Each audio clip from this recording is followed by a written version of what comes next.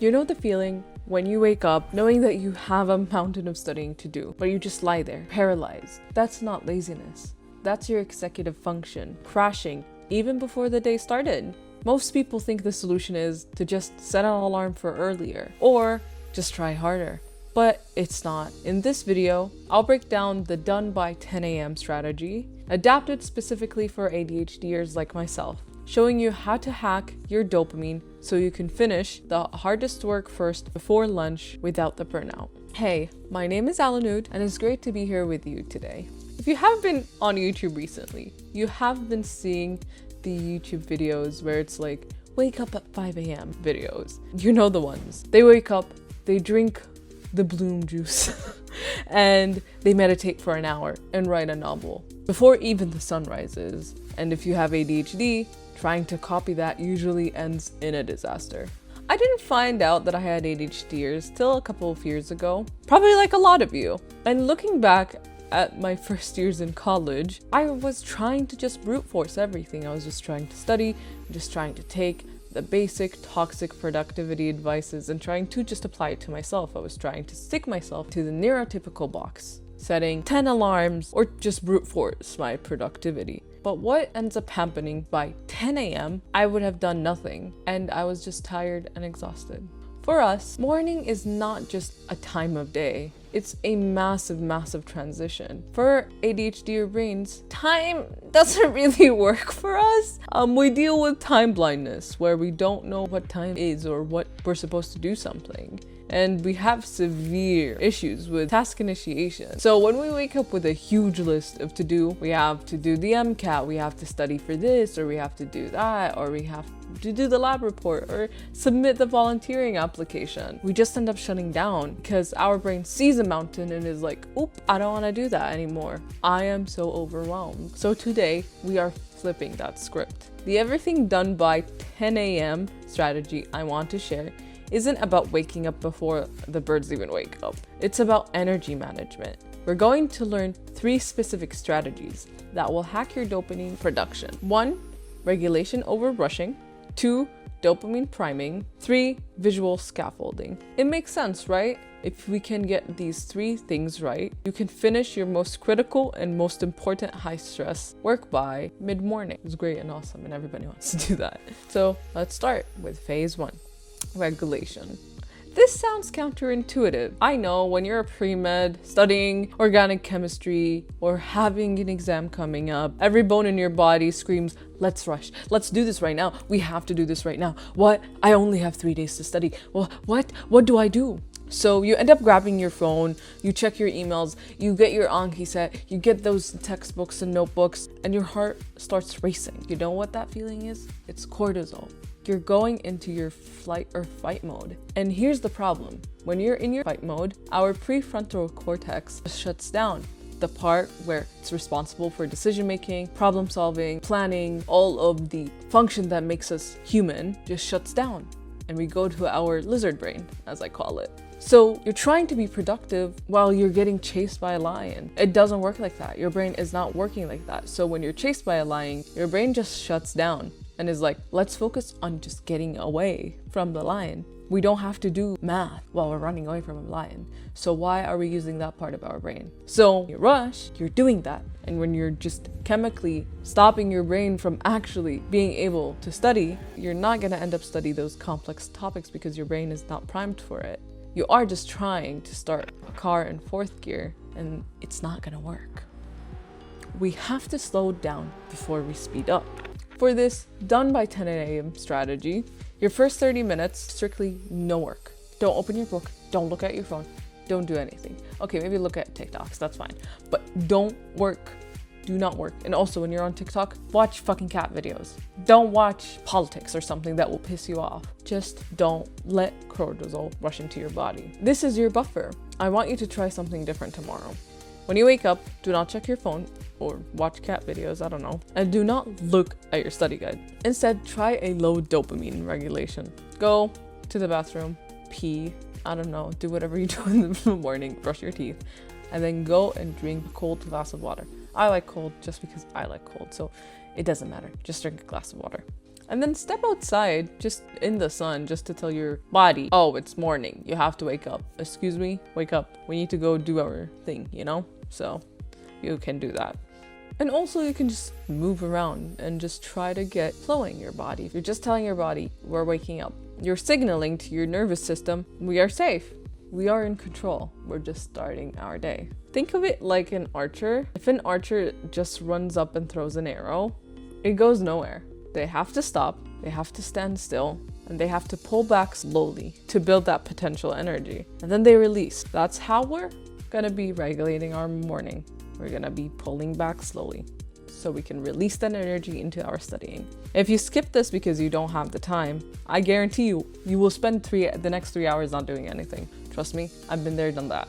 So spend these 30 minutes just priming your brain before you end up spending 3 hours doing nothing, because you end up not studying and just suffering.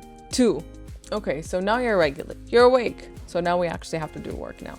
Now, how do we study without hitting a wall? You probably heard this advice before. Eat the frog. It's the idea that you should do your hardest task earlier in the morning. For a neurotypical brain, sure, it works. But for ADHD brains, you're just setting yourself up for failure. If you wake up, or if I wake up knowing that I'm gonna be writing my personal statement, or I'll be doing a full-length exam, my brain will just be like, nope, I'm not gonna do that. Get away from me. So I'll do anything to avoid it, like anything. Oh, I'll just stick it up for 5 minutes. Oh, I actually have to clean my living room that I haven't cleaned for like the last 3 months, you know? Yeah, that's important right now at this moment. And then I'll maybe end up just having the interest in reading the books that I bought like 3 months ago that I haven't opened, and now, wow, I'm interested in them. Just to avoid that big task. So this frog creates a wall of just awful cycle of shaming and not actually doing the work. And since our brain is deficient of dopamine, asking it to do the hardest, most awful task earliest in the morning, you'll just not do it. So why do that? This is why I'm gonna suggest to you to do eat the ice cream first strategy. So what does that mean? It means starting your day with the most low stakes task.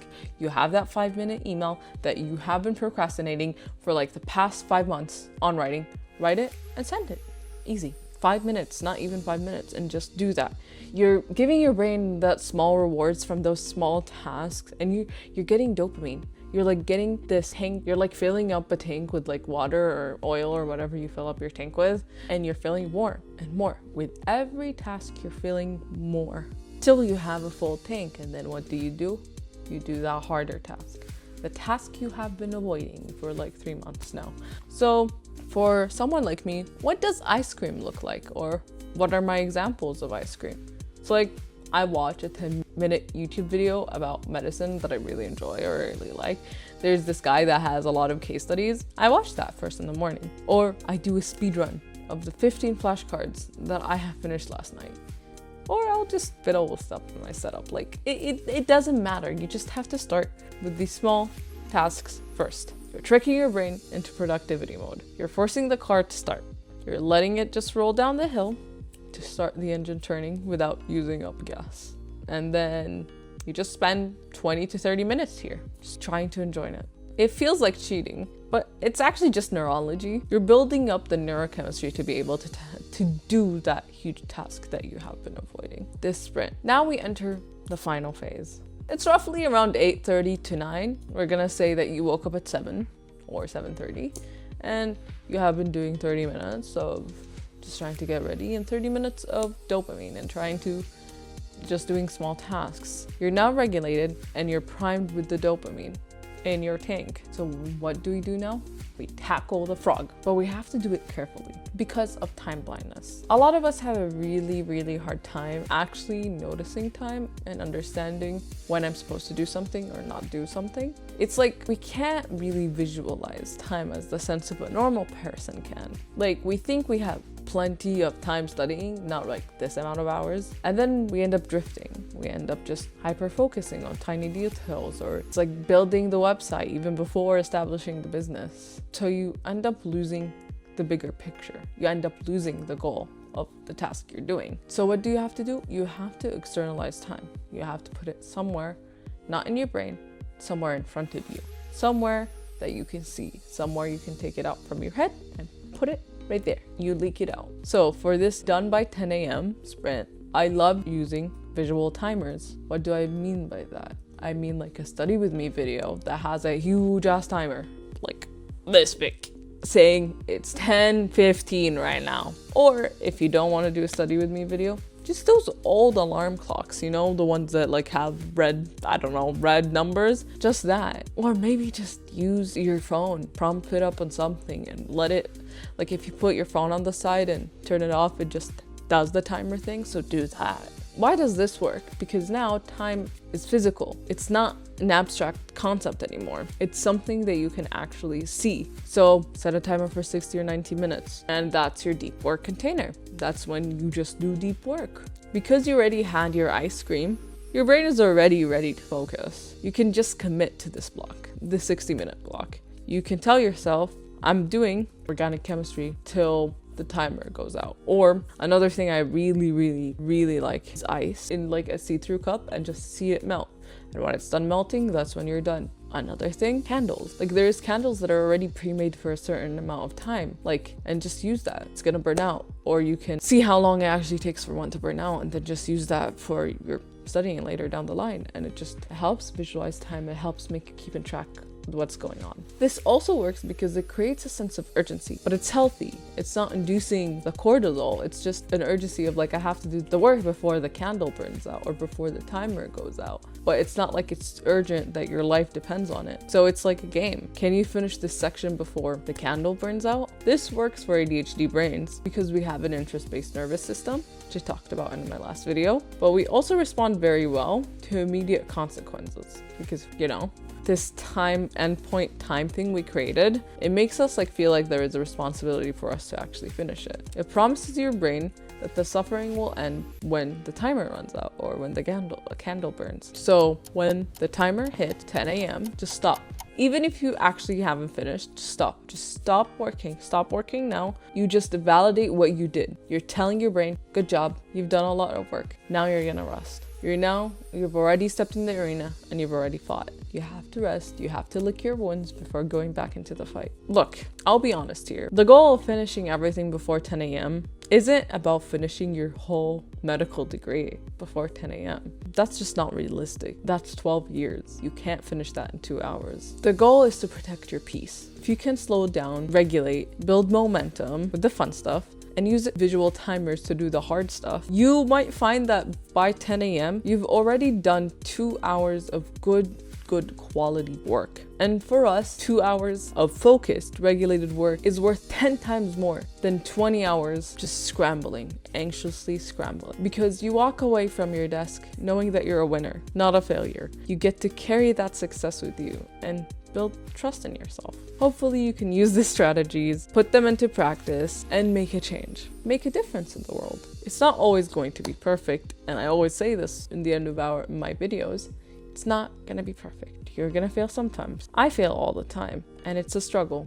We're always going to struggle. But when you persevere and you don't blame yourself, it makes a difference in the world. It can really make a huge impact in your life. Thank you for listening today. I hope you really enjoyed. If you really enjoyed my video, you can watch my last video on why self-education is our weapon against brain rot. Thank you so much for listening again. I hope you found something very helpful today. Subscribe, share, and give me a like. And comment down below about which strategy you're gonna use today. And see you next time. Bye-bye.